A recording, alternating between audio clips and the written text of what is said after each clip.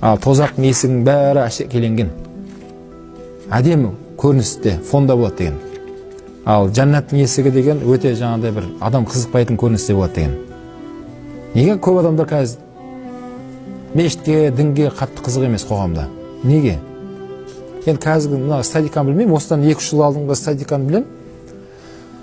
Біздің еліміздегі жалпы мұсылмандардың саны 70% екен. Соның ішінде 2% намазхан екен ғой. 2%. Аллаху акбар деген азан естіген кезде, намаз оқып қапты ғой деп дәретін алып, 5 мезгіл намаз оқып жүрген адамдардың саны қанша екен? 2%. Қалған 68% кімдер? Жұмабайлар мен айтпайлар ғой. Кім барып кепті, кім көріп деді, оқимыз ғой, көреміз ғой, әлі ертел ғой, басқа ғой. Көрдіңіз ба?